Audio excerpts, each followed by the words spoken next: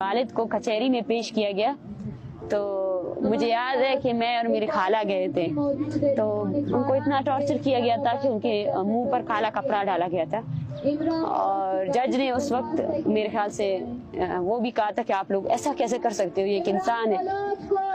تو اس وقت میرے والد نے کہا کہ تم لوگوں نے بہت خواریاں کی ہیں میرے لیے، پھر انہیں جیل پیش کیا گیا۔ ہم جیل جاتے تھے ان سے ملنے کے لیے، میں عید کارڈ بناتی تھی ان کے لیے، اور پھر جب وہ رہا ہوئے تو ہم کراچی گئے میری والدہ کے علاج کے لیے، اور آفٹر 6 months انہیں پھر سے ابڈکٹ کیا گیا۔ وہ ایک رات پہلے ہم ہاسپٹل میں تھے اور ان کو شاید اندازہ ہو چکا تھا، لیکن انہوں نے یہ کہا کہ بس خیال رکھنا ہے اور خود سمیت اپنے بہن بھائیوں کو پڑھانا ہے۔ اور جب میری والدہ آئی، میری والدہ ہاسپٹلائز تھی، ان کا آپریشن ہوا تھا اور میرا بھائی بہت چھوٹا تھا اس وقت۔ میرے بھائی کے سامنے انہوں نے میرے والد کو مارا ISM ہاسپٹل، اور پھر اس کے بعد اسے اٹھا کر لے کر گئے۔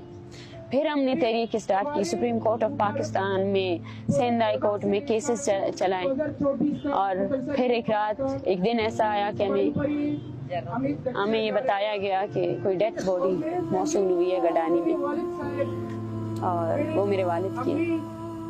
تو وہ دن سب سے تکلیف دہ دن تھا۔ ہم سجدے میں تھے اور سجدے میں یہی دعا کر رہے تھے کہ کاش یہ بات جھوٹ ثابت ہو اور ایسا نہ ہوا ہو۔ اور جب ہم گئے گاؤں تو میرے والد کو اتنا ٹارچر کیا گیا تھا کہ میرے جو چچا ہے انہوں نے تابوت بھی بند کر دیا تھا، ہم صرف اس کے فیس کو دیکھ سکتے تھے اور کچھ بھی نہیں۔ اور ایک قیامت تھی ہمارے گھر میں۔ میری والدہ وہ پہلے ہی ایک آف ایج میں جو ہے نا، ان کی ایج یہ نہیں تھی، وہ وڈو بن گئی۔ میرا بھائی وہ سن ہو گیا کیونکہ اس نے ہمیشہ وہ اس گلٹ سے کبھی بھی نہیں اترا کہ اس کے سامنے میرے والد کو اٹھا کر لے کر گئے تھے، حالانکہ وہ بچہ تھا اس وقت، 13 سال کا 14 سال کا بچہ تھا۔ اور جب میرے والد کو وہ لوگ مار رہے تھے، ان کے ہاتھ سے گھڑی گر گئی تھی، تو وہ گھڑی بھی اٹھانے میرا بھائی گیا۔